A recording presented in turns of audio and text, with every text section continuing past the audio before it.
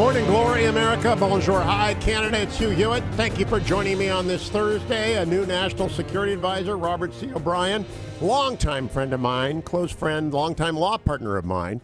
I wrote the introduction to his 2016 book, but what's it mean if you don't know him very well? Chuck Todd joins me, host of Meet the Press. I bet he'll be seeing Robert O'Brien in the studio sometime very soon. Chuck Todd, what do you make of this appointment? I was just talking with your producer. I was talking to Dwayne about it. I think it's a big win for Mike Pompeo, right? Yes. I mean, he's sort of running things as State Department staffers are going. I mean, it isn't but I would sit here and say it's a diminishment of the role of National Security Advisor. However, it's not really. The president himself diminished the role of National Security Advisor, right? He has diminished it a bit.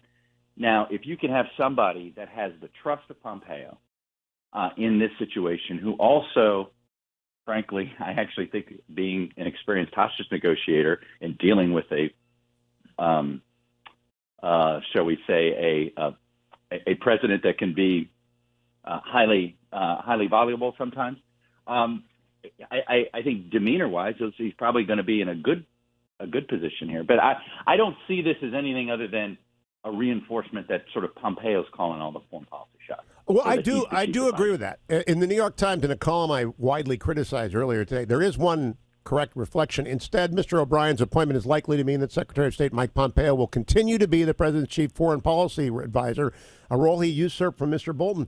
In fact, Chuck, I think this is like Stephen Hadley under Condi Rice or other people like that. You know what, Hadley Rice? That's actually a great comparison. And I think that's exactly what it is. And in fact, Hadley in demeanor also is sort of a good, frankly, role model for O'Brien. You know, Hadley is somebody that he realized he had all these sort of giant personalities he was navigating, including the vice president as well, right, who had his own, that was sort of normally a national security advisor has to worry about the intelligence community, the Pentagon, and state. In the Bush administration, you also had to worry about the vice president. That was his own department. So Hadley, I think that's probably the best of the descriptions that I've heard this morning. Now, Hadley was also a frequent visitor to your set, still is, in fact. Mm-hmm. Do you expect O'Brien to be more willing than John Bolton was to engage in the Sunday show, to engage actually in the public debate? Here's the thing. It's always about, here's what I do know. The president wants people out all the time. You know this. The president wants people out all the time. The people that the president wants out don't always want to go out. That's the issue. And I think, Bolton's hesitation to go out at times was if he wasn't comfortable defending the president's position, he didn't want to be put into that position, so he just didn't go out. I think what I don't know, and frankly, Hugh, what you don't know, is we don't know on any given week, if O'Brien finds himself in the same spot on Iran, right? And let's say he and Pompeo are on one side.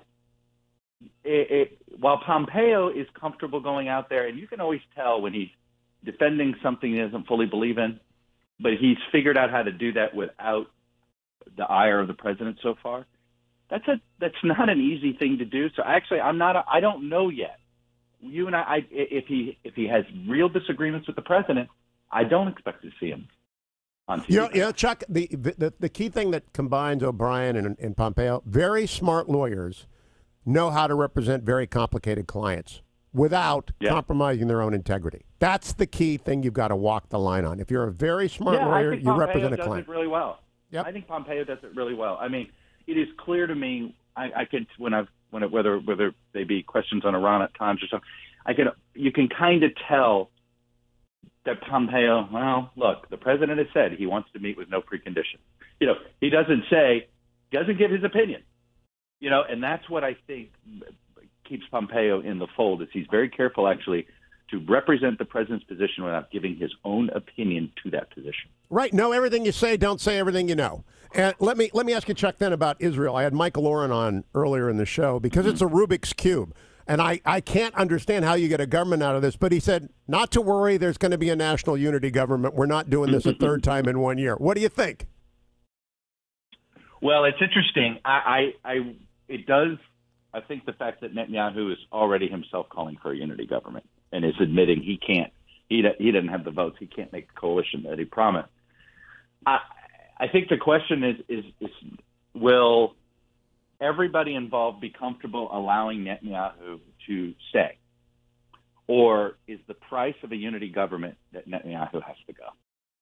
And I think ultimately, and if you're him, is his leverage saying, fine, I'll go, but I want immunity. Right? That's what makes, as you talked about a Rubik's Cube, there are so many moving parts. There's his own legal issues. I think he's got to represent his party. His party wants to be involved in the, there is a desire apparently for unity government. And yet I think like anybody that has been around as long as he has, I just think there's a lot of wounds that may not heal internally, whether it's between him and Lieberman and all that. It does feel like, but I got to think that the Bibi's legal standing is going to be a part of these negotiations. Yeah, I agree. In fact, Oren said it's not a matter of politics, it's a matter of survival for Netanyahu, because I suggested a year runway with an immunity deal that allows Netanyahu to take a victory lap around Israel after 15 years and then exit without being prosecuted by partisan or by objective prosecutors. And then Benny Gantz takes over, having been the tutored deputy prime minister for a year. It just makes sense to me, and I do believe Chuck Todd. Wait a minute, Hugh. That is pretty bold. I don't think there's a scenario where Bibi serves first. I don't. Well, Oren said the same, but if he doesn't serve first, he's subject to indictment. If he leaves the prime minister office, not if they've agreed to some. Look, I don't believe. One thing I don't believe any deal will have Netanyahu in a formal rotation role. I just can't imagine that. Oh, interesting. Okay, well, now the last thing I want to ask you, Jake Sherman was on, and I saw him with Nicole Wallace sitting for you in earlier this week. He described the Judiciary Committee as dysfunctional. I think Nicole Wallace called it hapless. I call it a clown car, and Jake agreed with me because it doesn't have a purpose or direction. I don't remember any analog to this, Chuck Todd. Well, I do. It's called every Judiciary Committee under any House majority. I'm sorry. The Judiciary Committee, whether you're a Republican or a Democrat, always get filled with who? The people that don't need, they're actually always the idealists. They're the ideologues who really love, that is why they ran for office. So I actually think by definition the Judiciary Committee always is filled with way too many academics and left and right, and way too many legal theorists, which is why it goes down these rabbit holes. And I think that to be honest, it's sort of who that committee attracts. Now the House is run by a Machiavel of extraordinary talent. How long does Nancy Pelosi allow a committee to drain energy and focus away from the majority? I think the biggest mistake they made is they should have made a special select committee and combined and essentially made a decision. We're going to investigate these 5 topics. Special select committee. John Lewis is the chairman. Sorry, Nadler. Sorry, Cummings. Sorry, Schiff. None of you chair this. Lewis will be the chair. You're going to have a harder time beating the living daylights out of him. And we're going to find a real staff that can do this. But instead, Speaker Pelosi, being sort of old school about this, said she's going to let her committees run on their own. Well, it turns out these committee staffs are not up to speed, and this wasn't the best and the brightest.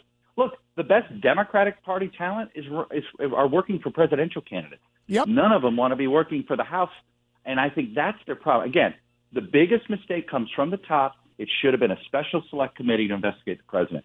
It would have been controversial, but you wouldn't have called it. But you would have had some organization around it, and you would have avoided what appears to be just a haphazard, blindfolded dart throwing contest. Well, all right, where you're just like, where are they going to throw it today? Oh, get that animated for the show this weekend. Okay, very quickly, I'm getting out ahead of my being wrong again. I was wrong throughout 2016. Donald Trump can't be the nominee. I said all throughout the last year, Elizabeth Warren cannot be the nominee. And I just look at her steady rise. I said, my gosh, I've been 100% off again. Is she going to be the nominee, Chuck Todd? I will just say this. Look, she's got all the momentum, but she's putting together a coalition on the Democratic side that's very familiar to me, and Gary Hart, and Bill Bradley, and Paul Tsongas, and Howard Dean. Look, I'm just telling you, Joe Biden has people that vote all the time in primaries, the older people and African-American voters. his coalition looks like the ones that win these things, and her coalition, unless she figures out how to win African-American voters. Look, Biden's got an enthusiasm problem, but she's got an African-American problem. Boy, that was an elegant message in invisible ink, Chuck Todd. Paul Zonga, I love that. That's a Massachusetts reference stuck in there as well.